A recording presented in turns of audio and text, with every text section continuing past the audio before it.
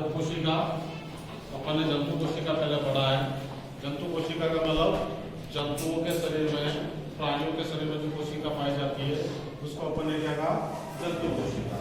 ऐसे ही पादप कोशिका या प्लांट सेल या वनस्पति कोशिका एक ही बात है। तो पेड़ पौधों के अंदर पाई जाने वाली कोशिका को अपन क्या कहते हैं, पादप कोशिका। ठीक है, ये बॉटनी की एक ब्रांच है, वनस्पति विज्ञान की एक ब्रांच है। तो पादप कोशिका के अंदर ये इस प्रकार की चारों तरफ एक मोटी भित्ति पाई जाती है जिसको कहा है कोशिका भित्ति। जैसे जंतु कोशिका के अंदर कोशिका कला जो होती है उसको अपन ने नाम दिया था प्लाज्मा झिल्ली, ठीक है। और इसके अंदर जो कोशिका कला उसको क्या नाम दे रहे हैं, कोशिका भित्ति। ये कोशिका भित्ति बेटा पेक्टोसेलुलोज की बनी होती है। किसकी बनी होती है, पेक्टोसेलुलोज का मतलब पेक्टिन और सेलुलोज, पेक्टिन और सेलुलोज इसकी ये बनी होती है। उसके बाद आप अंदर की तरफ जाओ तो आप डायग्राम से ही पता लगा दोगे कि इसके अंदर केंद्र के देखो एक तरफ जंतु कोशिका के अंदर तो केंद्र बीचों बीच बनाया जाता है, जबकि पादप कोशिका के अंदर केंद्रक है वो एक तरफ है ना। और इसके अंदर बड़ी रिक्तिका क्या है, बड़ी रिक्तिका। वो स्थिति गोल्जी का है। गोल्जी का की खोज करने वाला कौन है, कैमिलो गोल्जी। ऐसे केंद्रक जो पादप कोशिका के अंदर परिधि की तरफ होता है, थोड़ा साइड में किसका हुआ होता है, क्योंकि बड़ी रिक्तिका होती है। केंद्रक की खोज के बारे में अपन ने पढ़ा है, रॉबर्ट ब्राउन ने केंद्रक की खोज की है। केंद्रक के अंदर जो भरा हुआ द्रव्य होता है उसको अपन कहते हैं केंद्रक द्रव्य, डॉट के रूप में। उसके बाद में आप देखोगे ये धागेनुमा तंतुनुमा ये कुछ संरचना आपको नजर आ रही है जिसको नाम दिया क्रोमेटिन तंतु। क्या नाम दिया है, क्रोमेटिन तंतु। ये न्यूक्लिक अम्ल युक्त है। न्यूक्लिक अम्ल का मतलब है कि केंद्रक के अंदर जो अम्ल भरा रहता है, जो द्रव्य भरा रहता है, जो एक पीढ़ी से दूसरी पीढ़ी के अंदर अपने पैतृक लक्षणों को पहुंचाता है।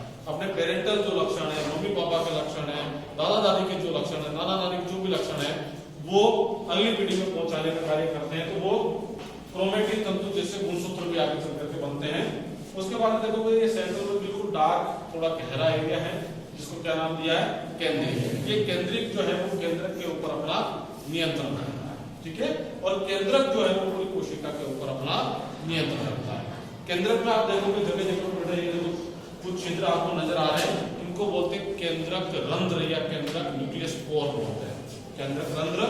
अब यहाँ से ये नीचे की तरफ इस प्रकार से संरचना जो जंतु कोशिका में भी थी ऐसे पादप कोशिका में भी ये इस प्रकार से अंतःपृथ्वी जालिका है, खुरदरी अंतःपृथ्वी जालिका और चिकनी अंतःपृथ्वी जालिका।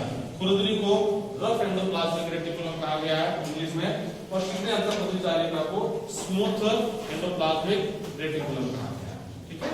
अब खुरदरी क्यों कहा है, क्योंकि इन अंतःपृथ्वी जालिका के ऊपर राइबोसोम के कण पाए जाते हैं, जो यहाँ पर आप देखोगे ये राइबोसोम ये लिखा हुआ। तो जिस राइबोसोम के कण अंतःपृथ्वी जालिका पर पाए जाते हैं वो है खुरदरी अंतःपृथ्वी जालिका, और जिसके ऊपर ये कण नहीं पाए जाते उसको क्या नाम दिया गया है, चिकनी अंतःपृथ्वी जालिका। अब नीचे की तरफ जैसे इधर आओ आप, इधर ये वो माइटोकॉन्ड्रिया जो जंतु कोशिका में भी होता है, पादप कोशिका में भी है। माइटोकॉन्ड्रिया की खोज के बारे में बताया ही है। इसने खोज की थी, कोलिकर नामक वैज्ञानिक ने इसकी खोज की थी। और कोशिका का शक्ति ग्रह कहलाता है, power house of the cell.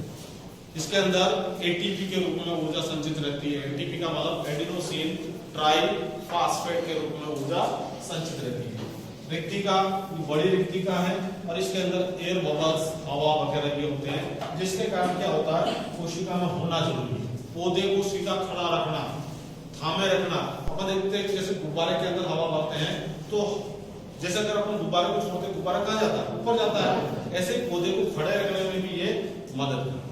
जैसे जलीय मान लीजिए जल के अंदर कोई पादप है तो उसके अंदर भी ये रिक्तिका होती है जिसमें एयर बबल्स होते हैं, हवा होते हैं, जिसके कारण वो क्या हवा अपन जानते हैं हल्की होती है तो वो ऊपर उठती है, उस प्लांट को वो थामे रखने का काम भी करता है। उसके बाद पूरी कोशिका के अंदर की तरफ नुमा जो संरचना नजर आ रही है कोशिका द्रव्य। कोशिका के अंदर पाए जाने वाले द्रव्य को कोशिका द्रव्य कहते हैं और केंद्रक के अंदर पाए जाने वाले द्रव्य को केंद्रक द्रव्य कहते हैं। अब ये दोनों द्रव्य, कोशिका द्रव्य जिसको इंग्लिश में साइटोप्लाज्म कहते हैं, ऐसे केंद्रक द्रव्य इंग्लिश में इसको न्यूक्लियोप्लाज्म कहते हैं। तो दोनों मिल जाते हैं, ये बनता जीव द्रव्य। क्या बनता है? जीव द्रव्य। इंग्लिश में इसको प्रोटोप्लाज्म भी कहते हैं। क्या कहते हैं? प्रोटोप्लाज्म। तो जीव द्रव्य का मतलब है कि कोशिका द्रव्य और केंद्रक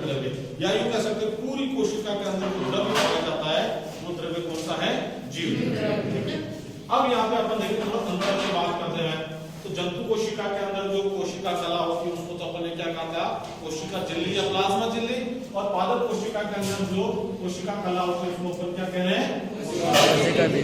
ऐसे ही जंतु कोशिका के अंदर लवक या प्लास्टिड नहीं पाया जाता, जबकि पादप कोशिका के अंदर लवक या प्लास्टिड वो पाया जाता है, जिसमें हरित लवक, क्लोरोप्लास्ट वगैरह के अपन लिखते हैं ना, ये लवक है। उसके बाद में पादप कोशिका के अंदर केंद्रक परिधि की तरफ होता है, जबकि जंतु कोशिका के अंदर केंद्रक के वो बीचों बीच में होता है। ये जैसे ये केंद्रक वाला अंतर हो जाएगा।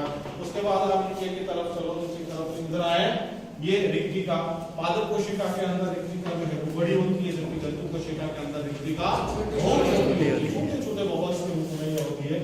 तो ये अंतर आ जाएगा।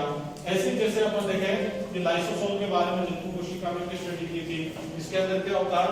पाचक एंजाइम भरे रहते हैं, ये थैलेनुमा संरचना होती है, और पाचक एंजाइम की थैली अगर मान लीजिए कभी दुर्घटनावश ये फट जाए तो क्या होगा?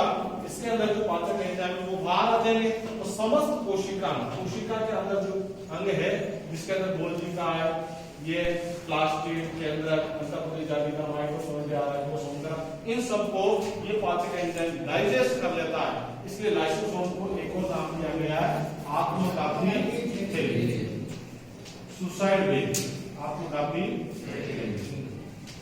तो ये था आपके पादप कोशिका से संबंधित स्टडी, और इनके अंतर भी अपन दोनों डायग्राम को एक साथ रख करके अपन देख सकते हैं कि भाई जंतु कोशिका में और पादप कोशिका में क्या अंतर। अगर आप डायग्राम देखोगे बिल्कुल क्लियर है कि जो एक आपके सिलेबस के अकॉर्डिंग पहला अंतर, दूसरा अंतर, तीसरा अंतर, चौथा अंतर, इस प्रकार से ये 3 4 5 अंतर अपन ने इसमें ड्रॉ करने की कोशिश की।